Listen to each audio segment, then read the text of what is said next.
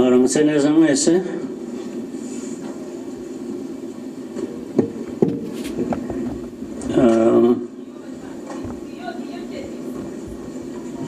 Leaders of our nation's highest institutions, members of the diplomatic corps, other guests who are here with us from different parts of the world, friends of Rwanda, fellow citizens in a foreign language. I know there will be translation back into our own.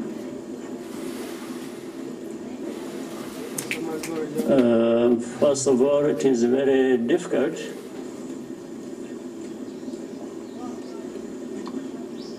to find what to say after the testimony we had from Eric,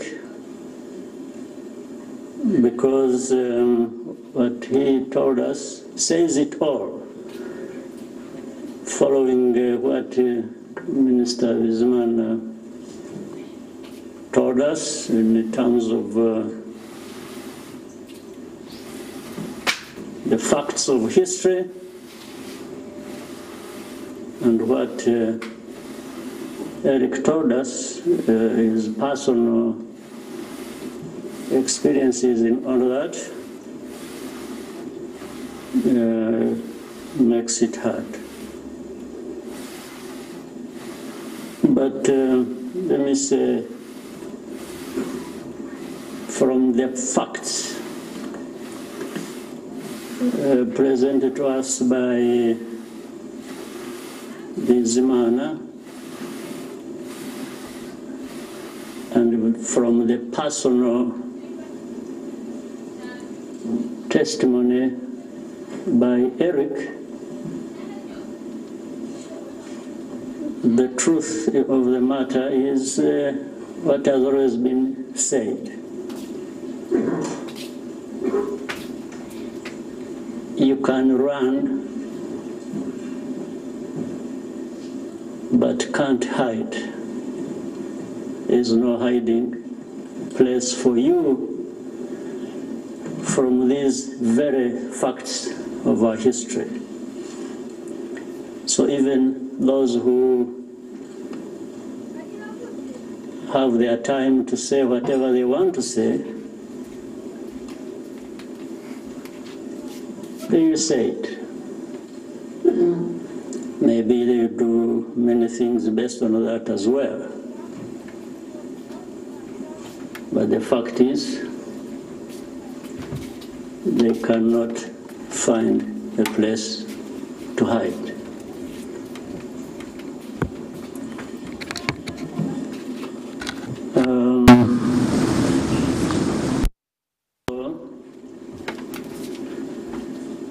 Someone said that if you ever have to choose between being kind and being right, it's better to choose to be kind, because you will always be right by doing that. So in our history, that is continued sacrifice of survivors, and remember all those we lost during the genocide against the Tutsi, which really means people are just being targeted and killed for who they were. And nobody here or anywhere in this world chooses what to be in that sense.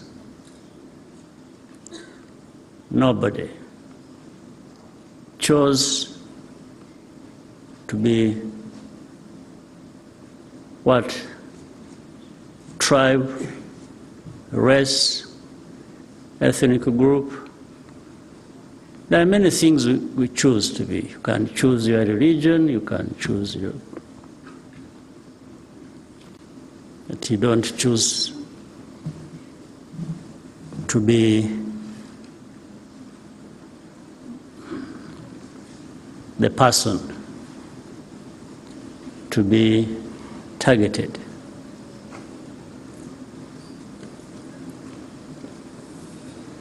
In fact, even those who targeted them have not chosen to belong to that ethnic group or things like that.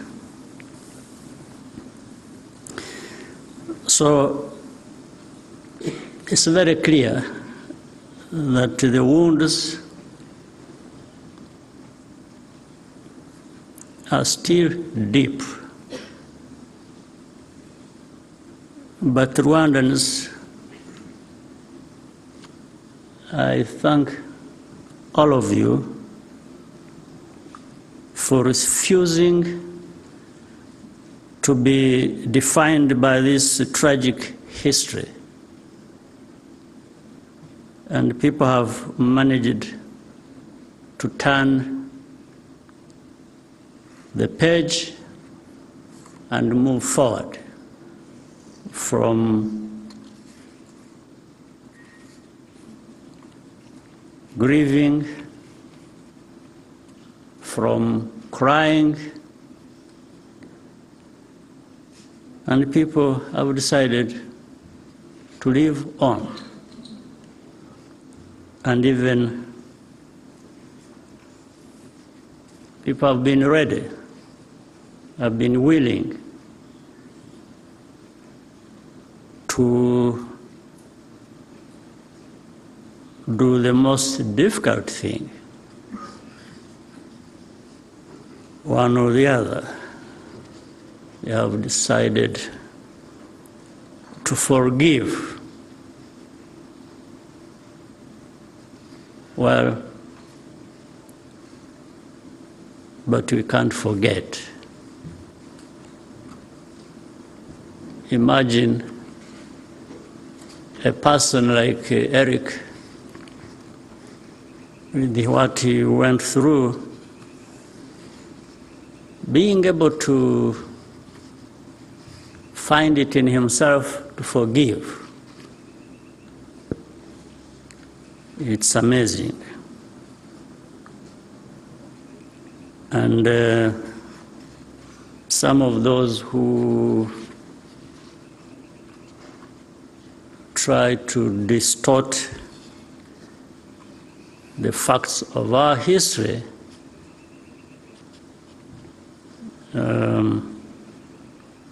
it's just because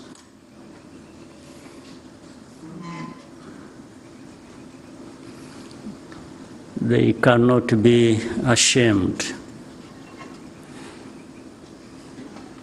But we have our lives to live, all of us. And nobody, I want to say nobody, will ever decide for us how to live our lives. We have strength, incredible strength, coming from this history that informs us, that tells us that you should never, never allow anybody else to dictate to you how you live your life. And that is Rwanda today. We are polite people, we are humble people, We know where we come from, we know who we are, we listen. But at the end of the day, I want to assure you that for as long as some of us, what I'm saying is just what is going to happen, that we shall have to live our lives, live the best way we can, just like other people elsewhere in the world, and they have no right, and we will not even accept that dictating to us how we live our lives can happen.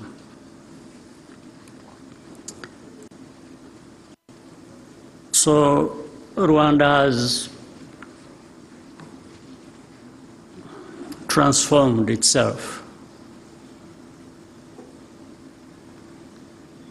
Unity, being together, is the foundation of everything we try to do. From the beginning, we understood the need to cultivate and preserve a spirit of oneness to give us hope for a better future.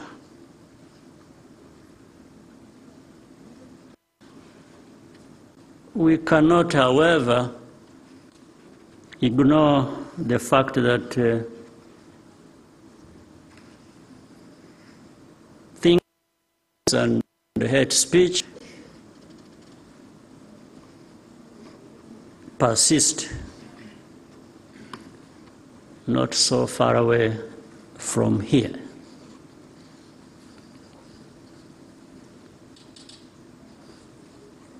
Much as it does so,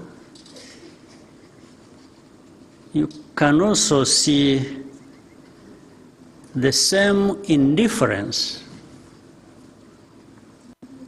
today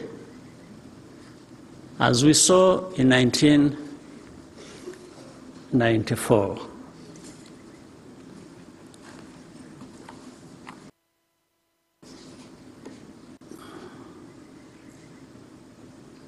Genocide denial is a dangerous and deliberate attempt to block the truth. We must fight revisionist ideologies because they are easily passed on from generation to generation. We must fight denial because that is how history repeats itself. Rwanda's youth are privileged to have a country to call home, and which embraces everyone, all of them. We need to encourage young Rwandans to learn about our past so that they can lead with historical clarity, but also with a sense of responsibility and accountability. That is the essence of Kwibuka Twiyubaka.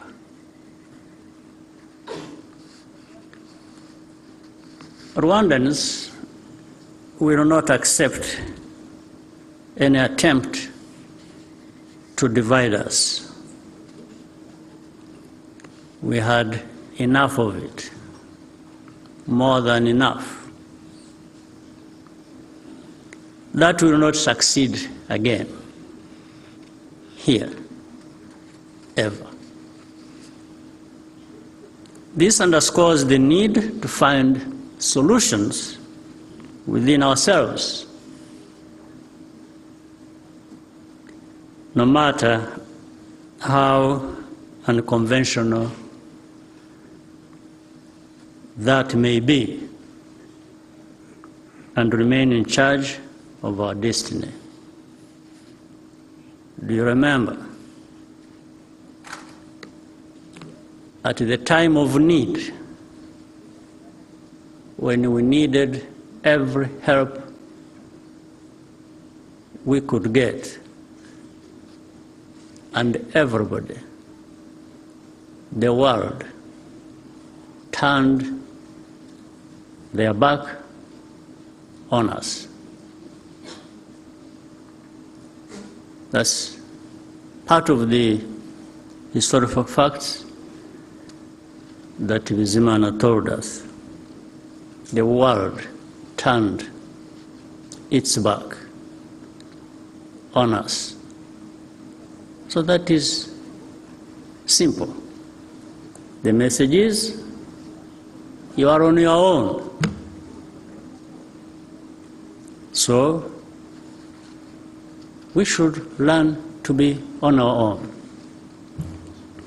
And I think we have learned enough. If people help, we appreciate. If they don't, we don't have to, all of us, perish just because somebody didn't show up to help.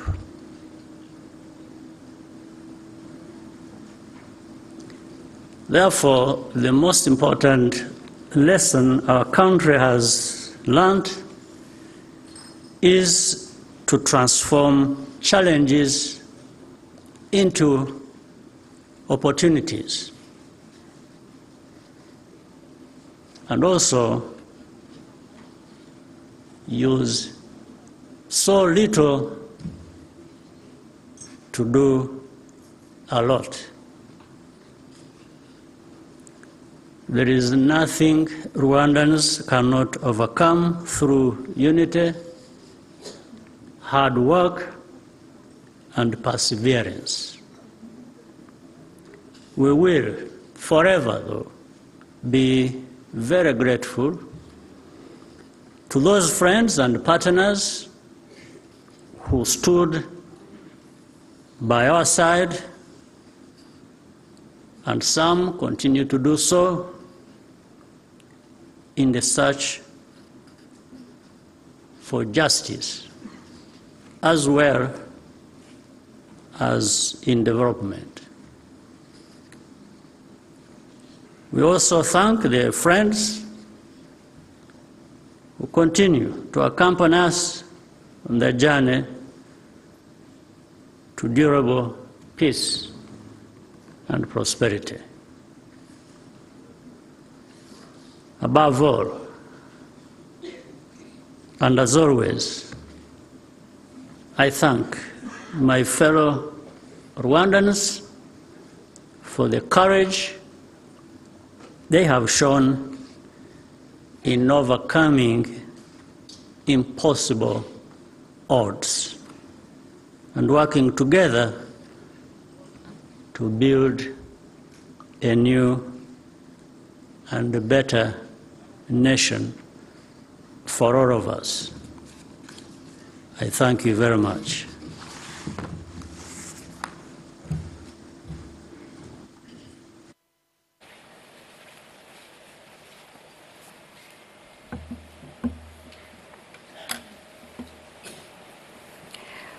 Murakoze nyakubahwa Perezida wa Repubulika ku ijambo rikubiyemo ubutumwa bw'icyizere n'ubudaheranwa mutugejejeho.